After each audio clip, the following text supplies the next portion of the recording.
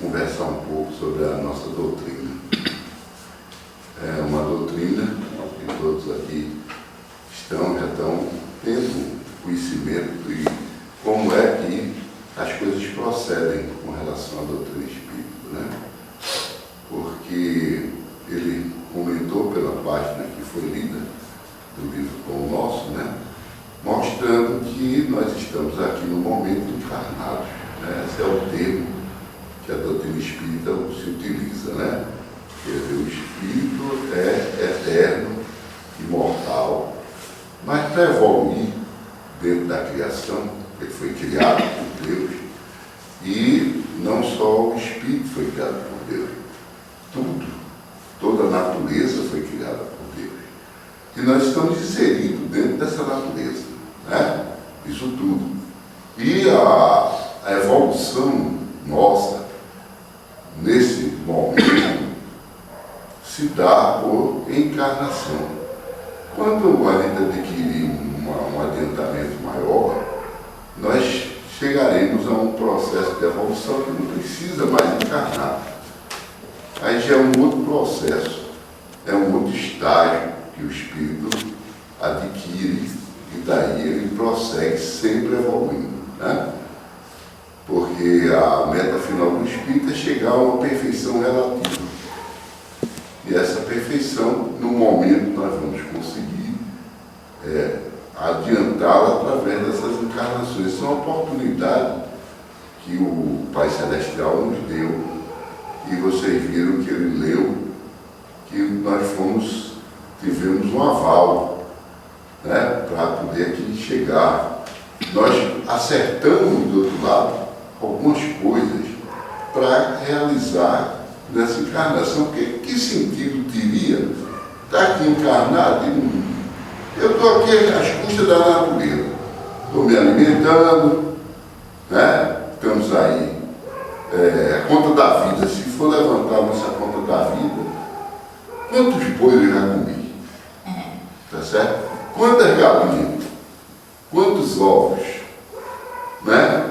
E quantos vegetais eu já comi aí? Alface, rúcula, essa coisa toda. Então, se a gente for olhar, é uma conta desse tamanho, né, que a gente está devendo a quem é o Pai. Aí vem para aqui, sou alimentado por tudo isso, e aí? Não devolvo nada para nada, não faço nada, passo aqui essa vida, desencarno. Não é bem assim. Então, nós temos uma obrigação a cumprir. A nossa obrigação maior, aqui no momento, é o nosso adiantamento. É a gente procurar, através do nosso esforço, justamente melhorar. Porque no livro aqui dos Espíritos, do Evangelho, o verdadeiro Espírito está aqui no capítulo Ser Perfeito, é o capítulo 17 deste livro. O Espírito fala que reconhece o verdadeiro Espírita por duas coisas, né? Primeiro, pela transformação moral. Ele falou aqui quando leu a página. E a outra é pelo esforço que o Espírito faz para domar as suas más inclinações. Então, transformação moral e esforço para domar as más inclinações. Aí você reconhece o verdadeiro Espírito. Diria eu, reconhece o verdadeiro cristão. Não era só reconhece o verdadeiro Espírito. Acho que esse mandamento aí vale para tudo, qualquer religião. A transformação que a pessoa consegue, e essa domar, a palavra no francês é domar. O que é domar? Como é que um domador faz com um leão? Como é que ele faz? Ele se utiliza de quê? Ele se utiliza de um chicote. Tá certo? O domador faz o animal seguir suas instruções com um chicote. É através daquele chicote que ele coloca o leão para subir aqui numa mesa, descer, levantar uma pata. É através do chicote. Assim somos nós. Para a gente domar essas inclinações nossas, a gente muitas vezes tem que entrar no chicote. É por isso que vem a dor. E o Evangelho aqui também diz que a dor é uma bênção que Deus envia aos seus eleitos. Então, no momento, nós estamos esquecidos do nosso passado. Mas, em dias futuros, quando nós retomarmos a pátria espiritual, nós vamos entender por que estamos aqui sofrendo. A doutrina espírita já apresenta para nós essa compreensão de por que estamos passando por certas dificuldades, certas necessidades. A doutrina espírita já nos explica isso aí. É aí onde está todo o valor dessa doutrina e o aspecto consolador dela. Porque se você sabe porque você está passando por aquela dificuldade, se eu sei, eu atravesso aquilo com muito maior tranquilidade do que eu considerar Deus injusto, achando que eu estou sofrendo e não mereço estar passando por aquilo. Então, na noite de hoje, nós tínhamos escolhido uma mensagem aqui, no capítulo 9, onde o senhor Allan Kardec está estudando os bem-aventurados, aqueles que são mansos e pacíficos, que é uma palavra do Senhor Jesus no Sermão da Montanha, onde ele fala dessa bem-aventurança. E o senhor Allan Kardec colocou aqui a cólera. Olha só, a cólera. E mostrando que a cólera é uma coisa horrível, né? E a mensagem justamente do Espírito de Hahnemann, um nome grande, né? Até alemão. Quem foi esse cidadão? A gente sabe. Esse é o pai da homeopatia. Esse é um espírito missionário que veio aqui ao planeta, porque de tempos em tempos, Deus, e através do Senhor Jesus, esses espíritos veio para dar um impulso à humanidade. Então, muitas dessas descobertas, muito disso tudo, esses espíritos veio nessa missão de fazê-lo. Esse foi um deles. Ele trouxe, porque naquela época que ele viveu, no século XVIII, a medicina era distante, o cliente, o doente ficava distante do médico. A clínica médica não é como hoje, que o médico vai e interage direto com você. Naquela época não. A coisa era muito à base de teoria, de tudo, não tinha a pesquisa. Ele trouxe com outros que vieram também com ele, porque ele nunca vem só. É um missionário, ele nunca vem só, ele vem cercado. E o trabalho é conjunto e um deles é que faz a conclusão da coisa. Então ele vem e vendo o trabalho de um médico que interagia já com os doentes, ele interage e ao interagir ele começa a perceber como os remédios atuavam. E daí ele consegue ver a utilização desse processo chamado homeopatia. E ele escreve um livro, e hoje a homeopatia é reconhecida aqui no Brasil, é reconhecida como um tratamento médico. E os remédios homeopáticos todos são reconhecidos, tudo direitinho. Na maioria dos países do mundo, a homeopatia hoje já é considerada um tratamento. Então ele trouxe isso aí. E é um tratamento que ele tem uma conotação. Porque ele foi que deu o termo homeopatia. São remédios químicos. Enquanto a homeopatia são remédios extraídos de fontes naturais. E esse remédio, a homeopatia, ele atinge não só o corpo, ele vai ao perispírito. Que muitas vezes a causa da doença está no perispírito, não está no corpo. O corpo está sendo só vítima daquilo que está lá no perispírito. Então é importante a gente ver que esse espírito fez. Então ele deu, depois de desencarnar, ele traz aqui uma mensagem, foi dada em Paris, 1863.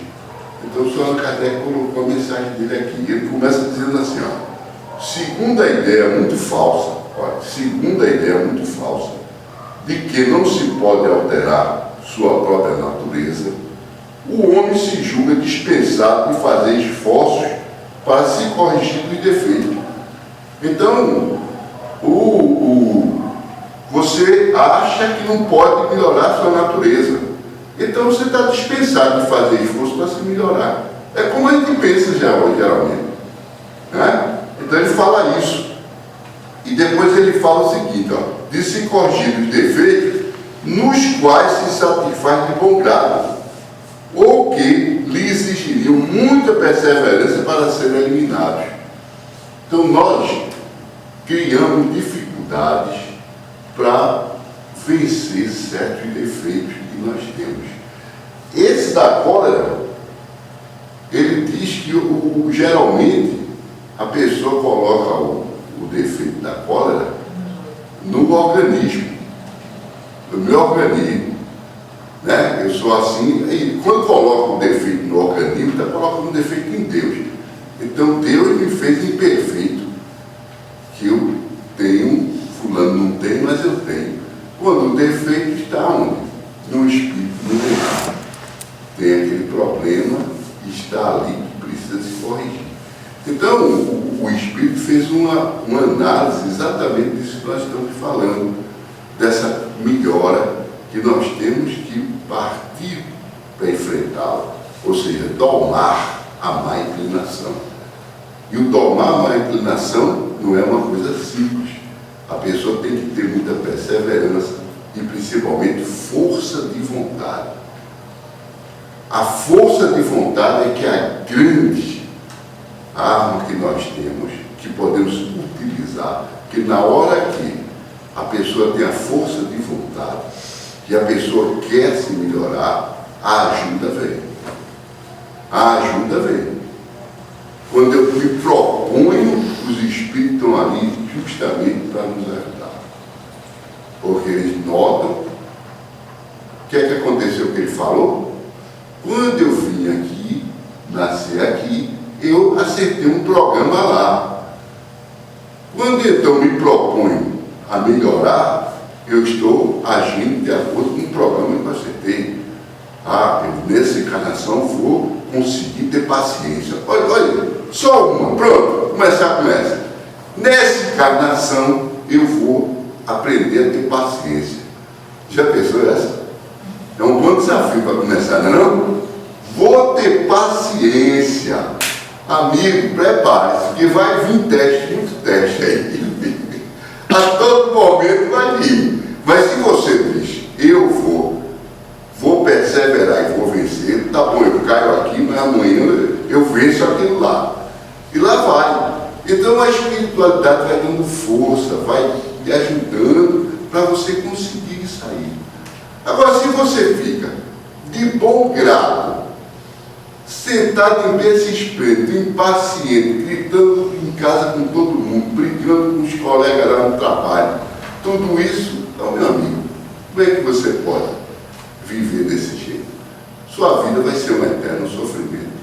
Você mesmo que causa isso, porque na hora que você começa a ter paciência, as coisas se modificam totalmente. O cara vem lhe agredir, um companheiro do trabalho que está nervoso, que vem com você, o seu chefe, e você tem a paciência, você vê que aquilo se dilui, aquilo vai passando e você vence aquela etapa.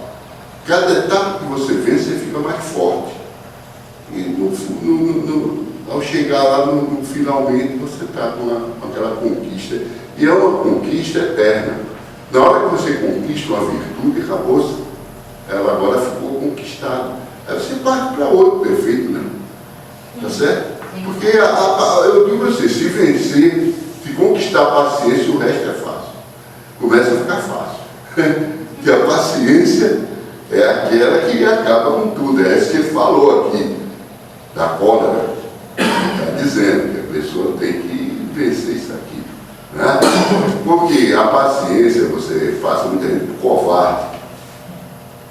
Você passa por covarde quando você tem paciência. Né? Quando você tem essa atitude pacífica, você começa o mundo lhe ver de uma outra maneira.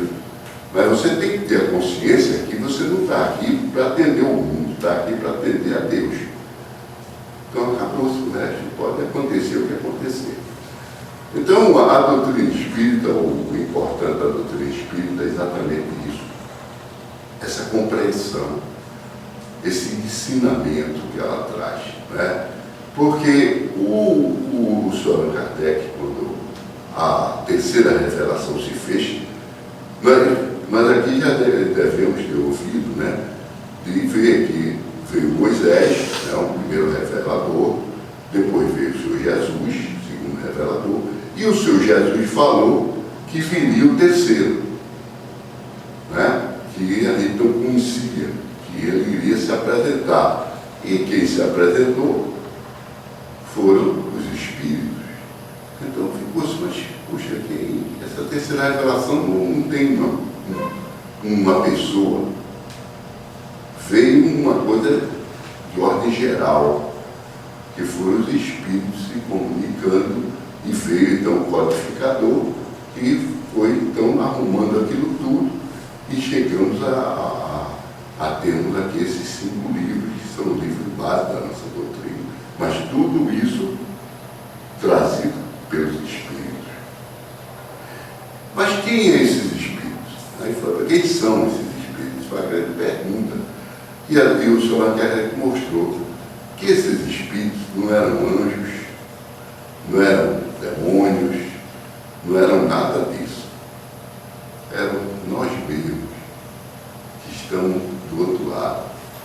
Então essa foi a grande revelação da doutrina espírita. Mostrou que o mundo espiritual é formado por nós mesmos. Não, lá tem espírito evoluído, tem. Olha, aí por isso que ele mostrou uma escala espírita que tem no livro dos espíritos, pergunta 100, escala espírita. Então mostrou que tem espírito evoluído lá, tem espírito muito atrasado, também tem, está lá.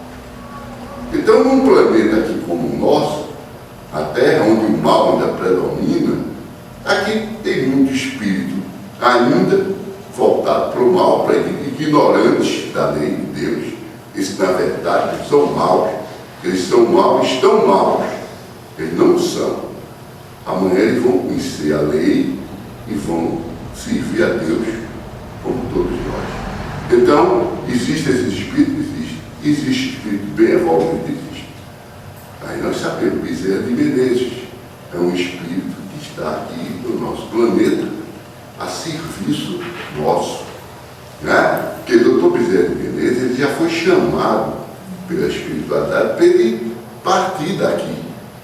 E ele fez uma oração, pediu a uma pessoa que ele se referiu, foi a mãe do Senhor Jesus, a Maria.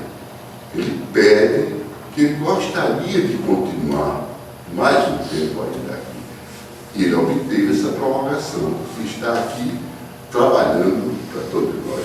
Isso é um exemplo, porque existem vários espíritos que ainda continuam aqui, quando já podiam estar muito além. Mas sabe por que eles estão aqui? Porque muitos de nós que já devíamos estar junto a eles, ainda estamos aqui presos nessas picuinhas, nessas coisas ainda dando tanto valor às coisas materiais, que ficamos presos a essa situação, quando já podíamos estar lá juntos. E esses espíritos ficam por amor a nós. Eles pedem que a gente possa dar esse salto, porque eles são nossos companheiros, são companheiros de longa jornada. Nós não sabemos quem somos no momento encarnado, quem realmente são os nossos amigos do lado de lá, e também quem são os que não gostam de nós, que estão do lado de lá, né? Tá certo? Mas se eu trabalho no bem, aqueles que têm raiva da gente, que querem prejudicar, estão perto da gente.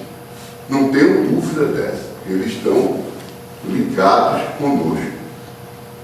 Se a gente começa a trabalhar no bem, se melhorar, aquilo vai afetá-los. Naturalmente vai afetá-los. Daí a um tempo eles passam a se converter. O Divaldo Franco tem uma história interessante do Divaldo Franco.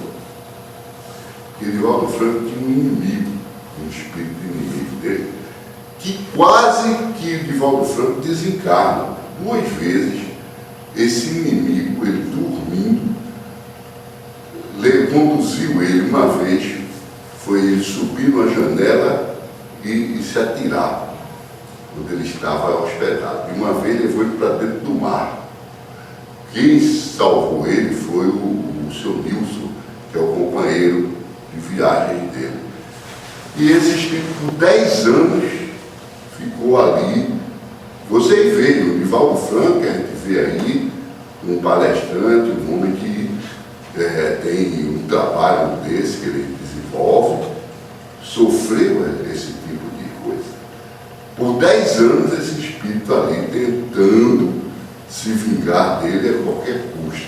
Foi vendo o trabalho dele, foi vendo a persistência dele no estudo, no trabalho do bem. Chegou um ponto que ele não teve mais condições de querer mais o mal dele. Ele foi envolvido naturalmente por aquela atmosfera que começou a se formar, porque ele estava fazendo aquilo de coração, ele estava fazendo aquilo de bom ânimo, estava fazendo aquilo na seara do Senhor Jesus. Então aquele espírito foi envolvido nessa coisa e conseguiu enxergar o que é que ele estava fazendo e que ele teria que dar um perdão. Então, numa dada reunião daquela, ele se apresenta e pede perdão a ele por conta daquilo tudo que ele tinha causado, que procurou fazer, e que agora gostaria de estar na equipe de trabalho dele. Olha, na hora, você já está aí, vamos embora.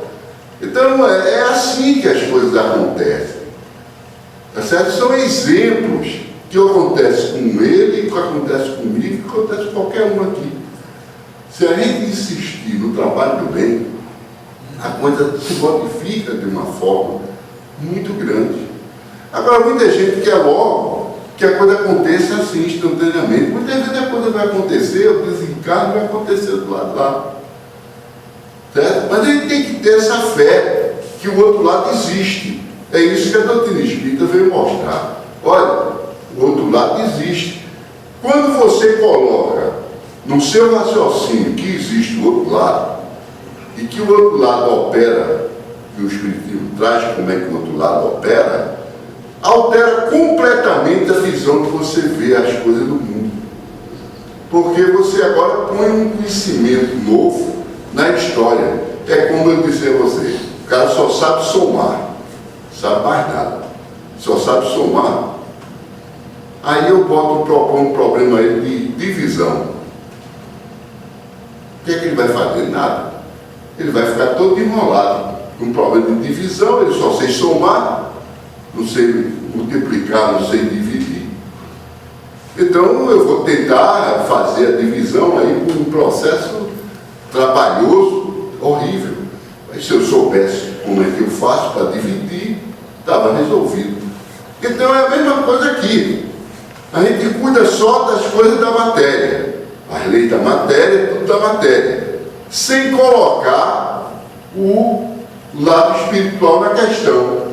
Aí fica complicado. Quando a gente coloca o lado espiritual, principalmente a questão moral na história, você muda completamente de figura todo o quadro. Porque a matemática do outro lado chama-se moral.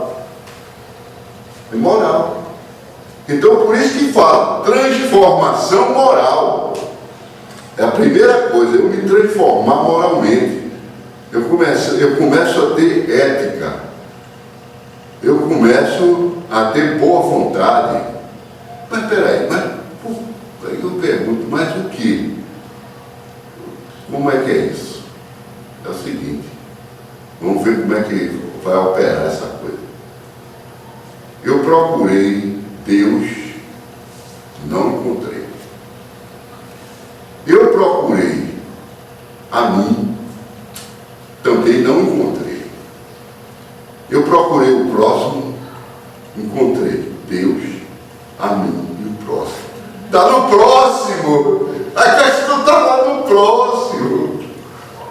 Entendeu? Boa vontade com quem? Com o próximo. Tá certo? Perdão a quem? Ao próximo. Tudo é com relação ao próximo. Então é por isso que o Senhor Jesus diz: amar a Deus sobre todas as coisas. Esse é o primeiro. Segundo, qual é? Amar o próximo a si mesmo. Se eu aplicar isso aí, acabou o meu problema. Agora, você perdoa o próximo. Você tem boa vontade para o próximo. Meia-noite o sujeito liga que está lá não sei aonde, no hospital, está na cadeia, prenderam ele, você sai de casa para ir lá resolver. Agora não é sair de casa forçado, é com aquela ar de boa vontade. Eu vou fazendo isso porque eu estou satisfeito de fazer isso. Aí é onde está a questão. E aí que vai, mas você está feliz, está indo de bom grado. É essa medida que a gente tem que começar a medir, entendeu? Então são essas coisas que a doutrina espírita vem mostrando, essas entrelinhas, como você tem que funcionar, como você tem que pensar, como você tem que analisar. A coisa muito importante da doutrina espírita é você estudar. Você lê o Evangelho. Começa a ler todo dia, lê um Evangelho. A gente não leu aqui um parágrafozinho. Aí diz aqui, ó, reconciliar-vos mais cedo possível com o vosso adversário, enquanto estiverdes com ele a caminho. Que frasezinha dessa? Vamos pensar, me reconciliar o mais breve com o adversário, enquanto estou a caminho. Então, enquanto eu estou aqui agora, eu não gosto dela, eu vou tentar me aproximar dela. Muitas vezes você não vai ficar amigo, mas você passa tendo consideração, boa tarde, bom dia. Tá certo? No entanto, antes ela vinha por aqui, você não dava de calçada, né? Então a gente vê que tem uma série de atitudes pequenas que o Evangelho sai mostrando. Então você todo dia chega de manhã ou de noite, abre e lê um parágrafo. Não precisa ler a mensagem toda, lê um parágrafo. Faz uma prece e vai dormir. Agora, medite sobre esse parágrafozinho, perca uns 5 minutos pensando no parágrafo. Poxa, o Senhor Jesus falou isso, como é que eu estou entendendo? Né? Muitas vezes pode não entender, chega aqui na casa espírita e pergunta: olha, falou isso, que interpretação eu posso dar? O Senhor vai te explicar. E você vai formando, porque aí dentro, cada um aqui já tem uma bagagem. Olha, conhecimento aqui, nós já somos doutores em muita coisa. Agora, no momento eu estou aqui encarnado, eu não aprendo nem escrever direito. Para quê? Aprender Evangelho. O meu negócio agora é aprender Evangelho, porque eu já sei as coisas do mundo lá. Muito. Então muita gente se acha inferior, mas não é inferior não, você já tem conhecimento demais. Eu uma vez cheguei, só para finalizar, que é 8h25, eu cheguei na ilha de Itamaracá. Está na hora? Não, pode ser como moça aqui. 5 minutos, não, tá certo. Eu cheguei na ilha de Itamaracá, você já ouviu falar, isso é lá em Pernambuco. Essa ilha de Itamaracá tem um presídio. Tinha um presídio rural lá. Ou seja, quem é que estava nesse presídio? Hoje não, naquela época. Quem é que estava nesse presídio? Um sujeito lá no interior matou o outro. Matou por quê? O camarada roubou o cavalo dele. Matou o cavalo dele. Isso é uma ofensa. Ele matou o cara. Agora, ele é assassino, então matou na briga, aí ia lá para esse presídio, para não se misturar com aquela turma que faz isso corriqueiramente.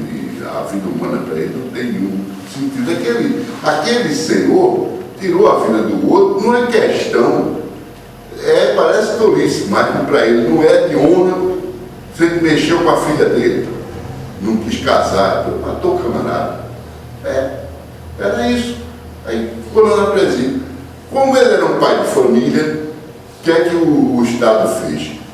Ele ficou no presídio e a família ia para uma casa e ele ia trabalhar lá na roça do presídio e para ajudar a sustentar a família.